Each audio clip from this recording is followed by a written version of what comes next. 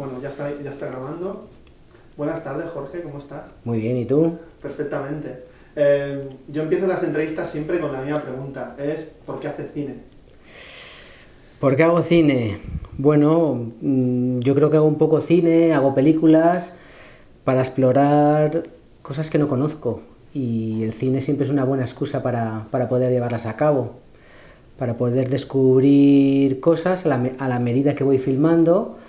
Por eso, bueno, esos son los temas que más me interesan. Si ya supiera un poco cómo iba a terminar la película o esto que estoy buscando, si ya supiera lo que voy a encontrar, pues quizá no haría documentales. ¿Y te ha ocurrido alguna vez que tenías alguna idea y sabías dónde te iba a llevar y lo has dejado? Sí que es verdad que hay veces que, sobre todo cuando te basas en hechos históricos, en los que ya conoces un poco la historia, para mí es más difícil. Si no lo abordas desde el presente, con una óptica del presente, son películas que a mí no me acaban de atraer y de darme ganas de hacerlas. Yo cuando el primer plano de tu película estamos en las Bardenas Reales, reserva de la biosfera. Sí. Yo conocía las Bardenas Reales hace mucho tiempo porque Acción Mutante de Alex de la Iglesia, el planeta Asturias, eran las Bardenas Reales. Esa era mi idea de las Bardenas Reales. Pero vemos poco las Bardenas, conocemos poco de Sanchicorrota, que es como el hilo conductor para conocer ese espacio. Y realmente, ¿qué te empujó? ¿Por qué las Bardenas y por qué eso? Bueno, en primer lugar hay que decir que la película surge de una iniciativa que se llama X Films, promovida por el Festival Punto de Vista de Navarra, en el que llaman a 3 cineastas y bueno, les invitan a que participen en una especie de pitching presentando una idea. Y ellos dan unas coordenadas más o menos determinadas. Y las dos más importantes son que tiene que ser una especie de diario y sobre todo que tiene que transcurrir mayoritariamente en Navarra. Entonces yo no conocía muy bien Navarra, entonces preguntando aquí y allá, pues me hablaron de las Bardenas. Las Bardenas, un espacio en el que casi prácticamente en el centro hay una especie de base militar, realmente un polígono de tiro. Entonces, claro, para mí ya era un lugar lo suficientemente marciano, ya siendo un paisaje como desértico, que además tiene ahí esta especie de polígono de tiro, que para allá me fui a investigar un poco. Yo fui allí atraído por el espacio y con un espacio tan contradictorio. Como tú has dicho, una reserva natural, pero en medio un espacio, un campo de tiro para que los aviones lancen bombas, a veces explosivas y otras veces como de mentira. Entonces estuve allí unos cuantos días haciendo un poco labor de reconocimiento y a partir de ahí es cuando, caminando con un pastor, me habló de Sanchicorrota. Sanchicorrota, un bandolero que era un poco como Robin Hood, que robaba a los ricos para darlo a los pobres. Bueno, según algunos. Eso es, Porque sí. otros piensan... Sí, ¿no? sí. La verdad es que yo cuando regresé a casa, después de estar unos días allí investigando y preparando esa especie de dossier que tenía que presentar al festival, porque bueno, tenía que pasar antes como comentaba, esta especie de pitching, que a lo mejor me daban el proyecto, a lo mejor no, tuve la suerte en el que me lo dieron, pero ya te digo, cuando fui a casa e investigué, pues no había prácticamente nada de este bandolero, no había casi escritos, tampoco en la biblioteca, en los archivos que había en Navarra tampoco había prácticamente nada, excepto de algún cronista. Entonces, bueno, me parecía una buena manera de empezar una película preguntando por este, podemos decir, antihéroe, ¿vale? Porque que un antihéroe no es lo opuesto al héroe, sino es un tipo de héroe que, bueno, pues a los ojos de la gente puede ser un villano, pero que a lo mismo igual que el héroe, genera mucha empatía y mucha simpatía también. Entonces, Yo, bueno, que también pensaba en la manera de cómo abordar a la gente que transita en las Bardenas, porque al final yo quería hacer un retrato de un paisaje físico, pero que nos llevara a la gente, a un paisaje descrito por la gente. Entonces, me pareció una buena manera abordar a alguien que no me conoce, que no sabe quién soy, que me ve cargado con una cámara y el equipo de sonido, pues me pareció una buena manera de abordarle, más allá de decirle quién eres, qué haces, háblame de si eres pastor o cuál. Era otra manera para romper el hielo, sabiendo que si les preguntaba por este bandolero, en el que seguramente tenían les despertaba una cierta simpatía, ya que, según la leyenda, él decía que robaba a los ricos para dárselo a la gente que lo necesitaba. Entonces, para mí era una manera de romper el hielo y de no empezar a preguntarle más que sobre su vida. Aunque cuando te contestan sobre Sanchicorrota también les estaba haciendo un retrato a ellos, pero no el típico retrato quizá de cómo es tu trabajo de pastor o cómo es tu trabajo de cualquier otra cosa que tuviera que ver con la Bardena. Hay un momento, yo viendo la película, que el espacio empieza a ser lo de menos y lo que más hay es más un retrato humano, sobre todo muy masculino, porque no había ninguna mujer que hablase.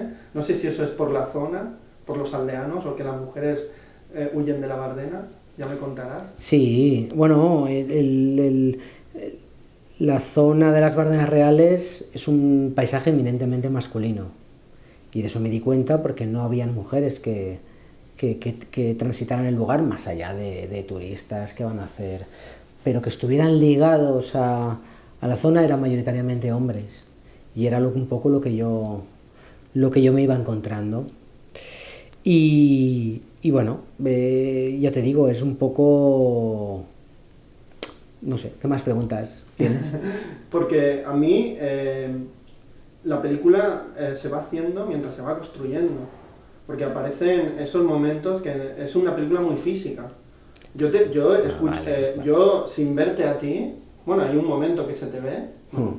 Sí. Hacia el final de la película, sí, con ese maravilloso descubrimiento de las calaveras, que después me contarás si eso es algo que habías pensado, que te habían contado, o realmente tú lo descubres. Porque la película se está descubriendo a sí misma. Hay un momento que estás con el pastor, él llama a un perro y tú le dices, espera. O sea, sí. ¿Por qué dejas esos momentos de la película? Porque son más de la película construida que lo que al final resulta, ¿no? Realmente.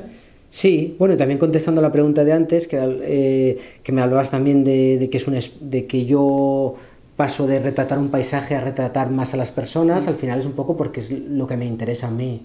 Más que un cineasta del paisaje, pues me gusta más poder conocer a la gente que atraviesa ese lugar. Entonces, también es verdad que la gente de allí, bueno, tampoco es... Ay, no sé qué me habías preguntado. Es que se me... No, porque que a medida que se va haciendo la película, se va construyendo y tú filmas esas partes y después en el montaje aparecen, ¿no?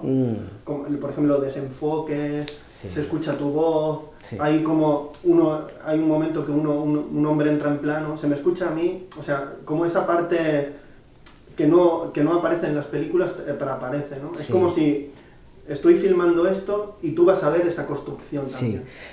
Sí, esto es una idea que ya tomó forma definitiva en el montaje. En el montaje, la montadora Virginia García del Pino y yo nos dimos cuenta que la película realmente tenía que obedecer a un poco a la experiencia que yo había estado allí, que no me olvidara de eso, que era también el punto de partida. Es decir, poder contar en la película la relación que yo tenía con la gente que fui conociendo. Y por eso se mantienen todos estos pequeños detalles en los que yo hablo, me interpelan. Y por eso, para que se notara que era una especie de viaje y cómo yo me relacionaba con ellos. Y por eso decidimos dejarlo. Dejar todas estas partes en las que yo a lo mejor les comento algo mío, es decir, o algo que yo quiero también que me digan, ¿por qué no? Entonces, bueno, es un poco todo ese proceso. También, al final, Sanchico Rota, ¿quién es? O Sancho de Rota, que hay algunos que le llaman. Porque ¿quién es? O sea, ¿es la sombra que todavía está ahí? ¿Es algo que no quieren hablar? Por ejemplo, el descubrimiento de las calaveras, ¿es algo que te contaron o tú lo descubres? Sí, bien, lo de las... Hemos ido al final ya de la película. Porque eso es lo que a mí me sorprende muchísimo. Yo digo, o le han contado, porque ahí queda como el Sanchico Rota se convierte en algo físico.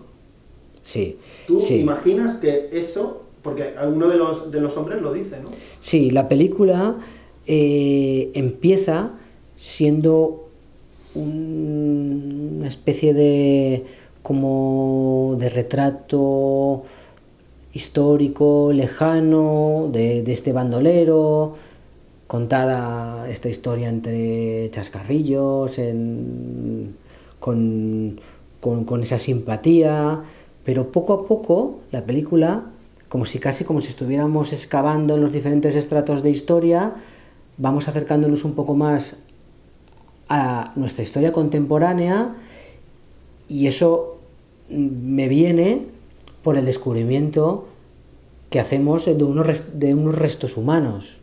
Es decir, yo cuando llego ahí, además, a muy poco tiempo de estar ahí, lo que descubro son unos restos humanos que están bastante a la vista. Entonces, ¿mi teoría cuál es? Bueno,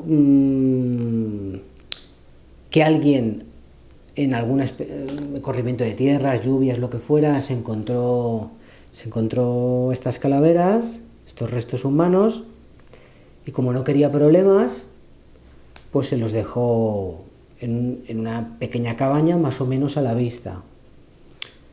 Con la casualidad un poco también de que llego yo, y no solo yo, estoy seguro que mucha gente pasó por ahí y lo vio. Pero bueno, igual que esta persona lo dejó allá, intuyo yo, porque no querría problemas, pues yo que el fondo, entre comillas, haciendo la película, los buscaba, pues a partir de ahí lo que hice fue avisar a una de las personas con la que estaba yo grabando, que ya en alguna conversación fuera de cámara me había hablado de su abuelo, que había sido fusilado en la guerra civil. Entonces me lo llevé allá un poco pensando, digo, bueno, quizá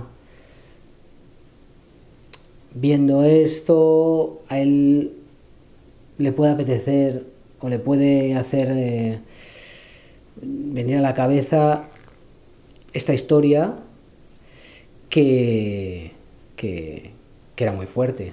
Además, sobre todo, ya que, como has dicho, en la película no salen mujeres por el componente este masculino que tiene este paisaje, pero me llamaba mucho la atención la historia de su madre, que entre dolor, rabia, consiguió que el que mató a su padre, el abuelo de uno de los protagonistas de la película, que este tipo le confesara dónde lo habían enterrado, y además consiguió que se fuera del pueblo.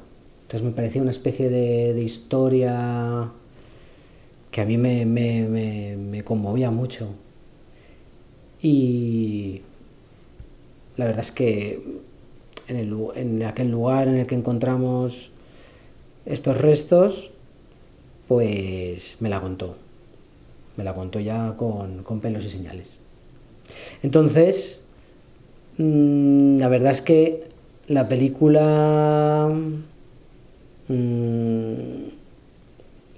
termina cuando llega la Guardia Civil a llevárselo, Y a mí me parecía que era un buen momento de terminarla, porque al final la película había transcurrido en esa especie de semidesierto que son las Bardenas, y me parecía que había que terminarla ahí, porque daba igual de quiénes eran esos restos humanos y de cuándo eran. Lo importante era lo que provocaba en la memoria de Toccata, uno de los protagonistas. A mí me gusta el final porque me recuerda a las películas de Chabrol. Siempre llega la policía al final. ¿La policía? O no vemos que llega la policía, pero sabes que en ese momento va a llegar la policía, ¿no? Y en ese momento llega como ese paisaje de misterio donde parece que hay muchos fantasmas, se hace como real, ¿no? Aparece la policía, ¿no?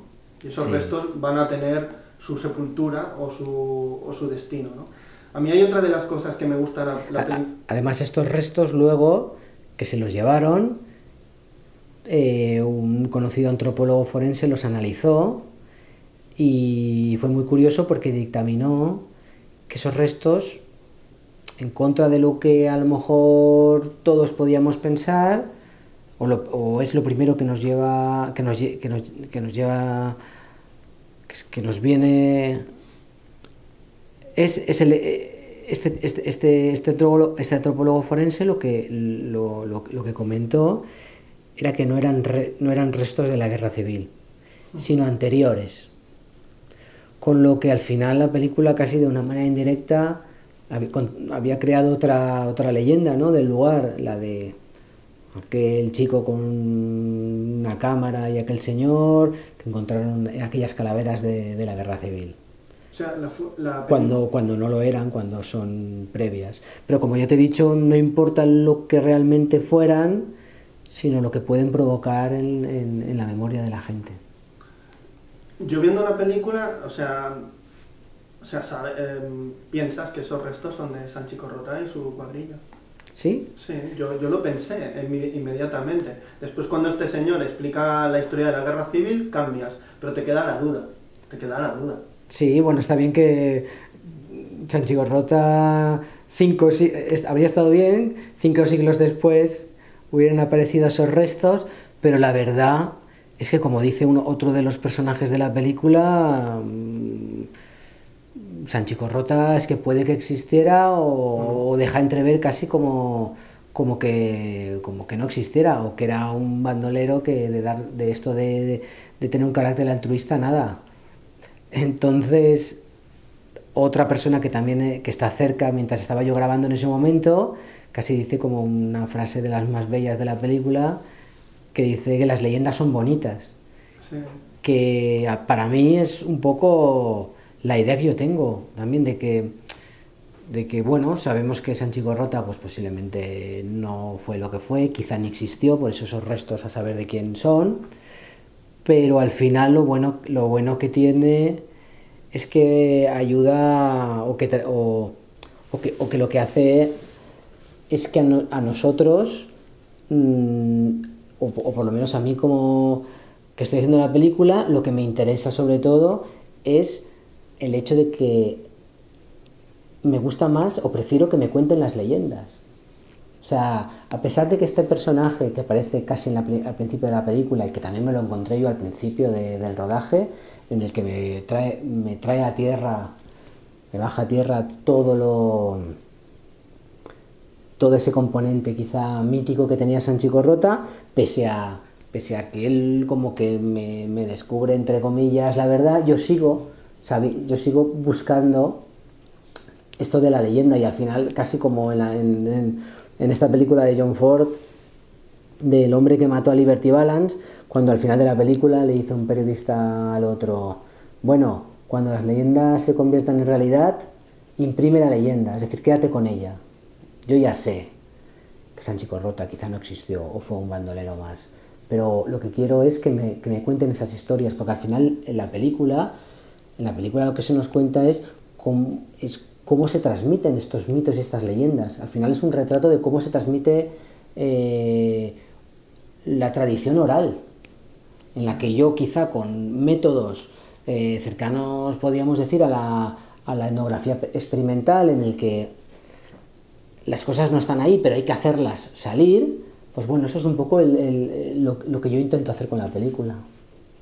Me gusta mucho también cómo retratas cómo retratas a las personas. Siempre hay una distancia. Lo ves, o sea, ves un personaje dentro de un espacio. O sea, el espacio es como... El espacio está vivo en todo momento. Sí, el espacio era muy importante en la película. Yo no quería hacer planos del espacio, además, siendo un lugar tan curioso, yo plantaba la cámara ahí, me parecían todo como paisajes de postal. Yo no tenía tanta intención de ir por ahí, de retratar de esa manera tan exhaustiva el paisaje, pero sí que quería incorporarlo porque era muy importante. Y una manera de incorporarlo era poniendo a los personajes a una cierta distancia en la que tú conocieras lo que hay detrás. Y es una manera, yo te digo, de poder retratar el espacio sin ponerlo sin ponerlo como protagonista, pero está ahí. Y en el fondo es lo que me ha motivado a mí a llegar hasta allí. ¿Y la línea a seguir durante el proceso de montaje cuál era? Porque supongo que se quedaron muchas cosas fuera. La película es breve, es una hora más o menos.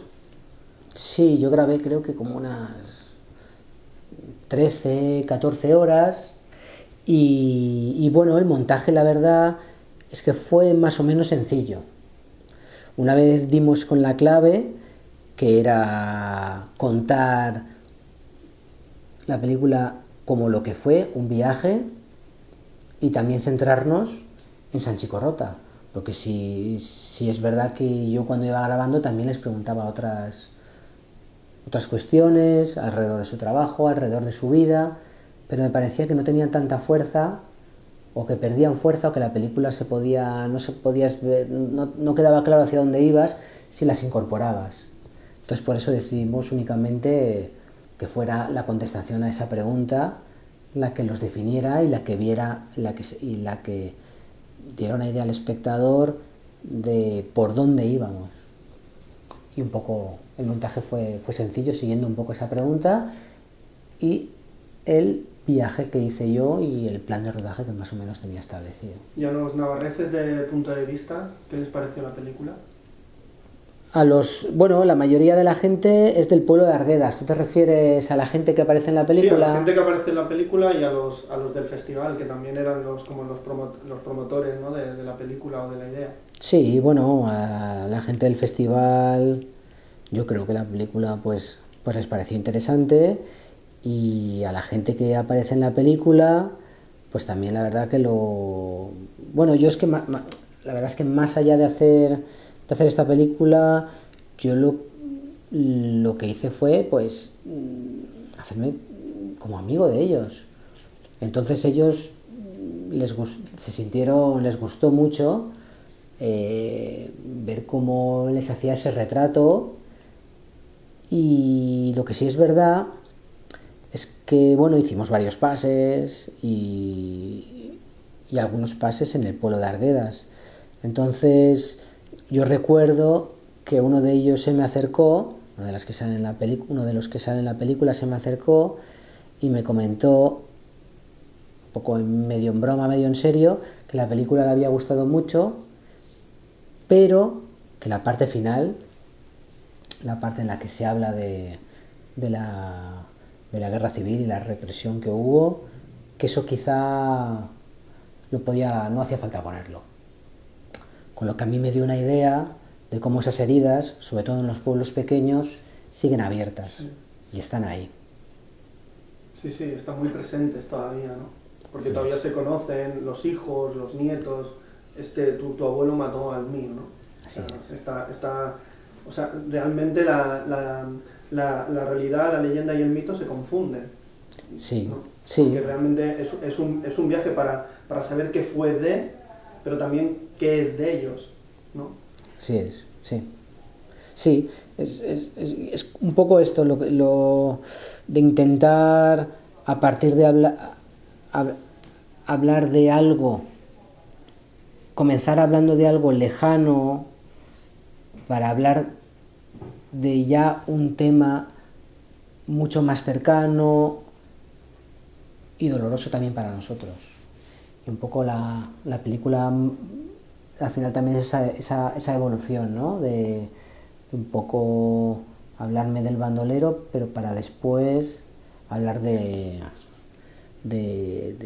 este pasado tan reciente y trágico. Y Jorge Tur, ¿cómo ves su película? Después, ahora que ha pasado un tiempo, ¿cómo ves esa experiencia y el resultado?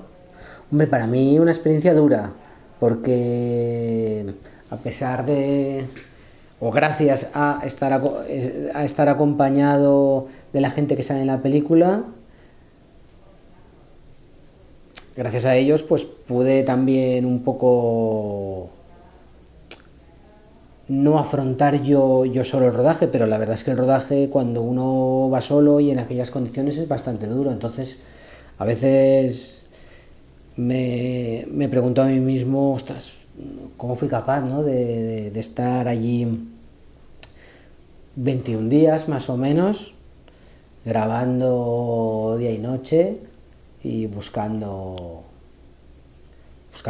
a la gente que me pudiera hablar del bandolero. Entonces la recuerdo como, a pesar de que quizá la película tiene ese punto de humor, la recuerdo como momento duro a nivel de esfuerzo, a nivel de esfuerzo y de desgaste físico. ¿Porque la idea era ir solo? ¿O sí, eso... sí, desde el principio, más allá de que también el punto de vista lo planteara, sí, porque otros trabajos también he trabajado solo y me parecía que también era una experiencia que era interesante estar yo solo. Si bien es cierto que al principio, cuando fui a hacer a conocer el lugar 3 o 4 días, fui con un amigo, pero bueno, al final este amigo se desesperaba porque me quedaba grabando este paisaje, esperando mucho a hablar con alguien, porque yo la verdad es que a mí me da como bastante vergüenza y podía ver a un pastor subir y bajar la montaña 3 veces y yo me costaba preguntar. Una vez ya le pregunto y ya me soltaba, pero ahí como con dudas. Entonces, todo este proceso o esta mecánica de trabajo que yo tengo para ir con alguien creo que es un poco o aburrido o que le cansa o que le puede cansar. Entonces por eso prefería para esta película y para otras anteriores ir un poco a mi aire. Vale. Y ahora para terminar, yo siempre termino con la misma pregunta, es si recuerdas qué película cambió tu mirada como espectador o una de ellas. Cuando eras adolescente, jovencito, y dijiste, vaya, el cine, aparte de entretener, puede explicar otras cosas que a mí me interesan mucho.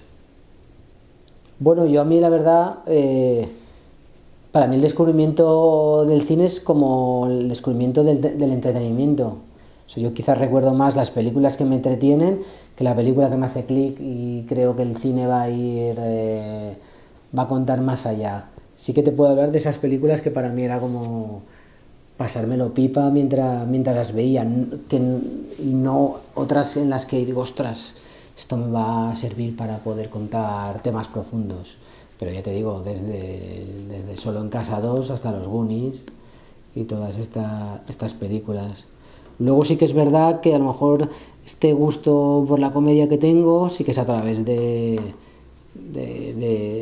cineasta Billy Wilder, que me gustaban mucho sus comedias, esta tragicomedia. De hecho, en tu película hay momentos de La extraña pareja, casi, ¿eh? ¿Ah, sí? Hay algunos momentos, y si tú estás más tonto que el año pasado. Sí. Esa salida es muy buena. Sí. Esa es una frase que luego yo he incorporado a mi vocabulario, pero no lo había oído nunca tampoco. Es muy buena, yo me quedé... Pero sí. O sea, te partes, allí. Sí, pero yo quizá, ya te digo, recuerdo, para mí el descubrimiento del cine es el descubrimiento como algo de entretenimiento que como un cine de poder contar cosas más profundas. Pero sí que están estas películas que a mí de aventuras, que quizá nos marcan un poco a todos. Y también estas comedias de Billy Wilder, El apartamento. Sí, que son retratos sociales también. Sí. Más que... Sí. Sí, es que son una manera Te ríes por no llorar, ¿eh? Sí, sí, son una manera de contar de manera tangencial unos temas que quizá afronta de manera... sería una película más, pero abordar estos retratos sociales desde la tangencialidad, desde excusas casi, a mí me parece muy interesante. Pues Jorge, muchas gracias. De Ha sido un nada. placer hablar contigo y sobre tu película y sobre Sanchico Rota y tantas cosas que explicas. Sí, Porque sí, además, sí. esas aparentemente sencillez, hay muchísimo que escarbar y muchísima profundidad, sobre todo si analizamos cada personaje, desde el monje, desde a mí me encanta un momento de los... También el sonido de la película también es muy interesante, porque el momento de los cencerros, o el momento del viento, ese viento feroz que todo el rato está rugiendo, que parece otro personaje más, parece Sanchico Rota, ¿no? Sí, sí, la verdad es que el viento, me acuerdo que en algún momento en el que estuvimos haciendo la postproducción de sonido, el sonidista quería quitarlo, porque es un sonido sucio, que satura, pero yo pensé que no, que era, si la película tiene esta apariencia un poco de amateur, quizá hacer un sonido perfecto pues no tenía sentido. Para mí la película cobraba fuerza con esa presencia de este sonido en aquel desierto de manera tan habitual. Y también porque no acababa de molestar, o sea, no entorpecía las declaraciones de la gente que aparece en la película. A mí siempre me obsesiona el sonido y siempre intento trabajar en el que quizá, bueno, la imagen puede salir como sea, pero lo que se graba, lo que se registra con sonido tiene que estar bien registrado. Entonces ese sonido estaba ahí, quizá era un sonido que de alguna manera podía saturar, pero no ocultaba ni fastidiaba las posibles declaraciones o conversaciones que yo tenía con los personajes. Y luego, bueno, te hablo del sonido, pero de la cámara también tenía que ser algo muy sencillo también. Cuando la graba uno solo, pues cuando está grabando uno solo, tiene que ser de la manera más sencilla posible, pienso yo. Entonces cogí una cámara muy sencilla, en aquellos tiempos de cinta, pero vuelvo otra vez al sonido, tenía una salida de un micro direccional y también una salida Canon para poder poner inalámbrico a los personajes. Claro, al ponerse inalámbrico podía también tener esa distancia de la que hemos hablado antes y que se viera el espacio. Entonces, a mí siempre me gusta, pues, por si acaso, poner un inalámbrico a la gente que aparece en las películas, que también es todo un proceso, porque dicen, uy, ¿qué cables me vas a meter por aquí? Entonces, bueno, y la cámara, ya te digo, muy sencilla. No aposté por estas cámaras como las que tú estás utilizando ahora. Me parecía... En el fondo me parecía que prefería que si la película era un desastre, prefería que me dijeran la película es un desastre la película es un desastre pero la imagen es muy bonita, como hacen esas cámaras. Entonces dije, bueno, si la película es un desastre, que sea un desastre a secas. Paso de que me digan la película es un desastre pero la imagen está muy bonita, porque al final estas cámaras que registran con tanta nitidez y la imagen, bueno, creo que al final no sé, ciertas veces están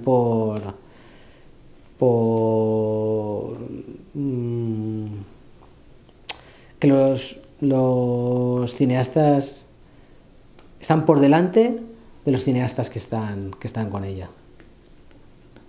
Interesante reflexión, Jorge. Vale. Y me gusta terminar así. Y vale. nada, un placer. Podemos continuar. No, se me ha ocurrido lo del sonido porque veo que era una parte muy importante de la película y a mí me gusta que ruja ese viento. Porque así la experiencia de ver la película es, bueno, no igual, pero puede ser cercana a la que tú viviste durante el rodaje. Sí, al final era que se acercara al máximo a la experiencia, a esta exploración que hice yo. Sí, un poco así. Pues muchas gracias, De Jorge, nada. y nos vemos en la próxima. Venga.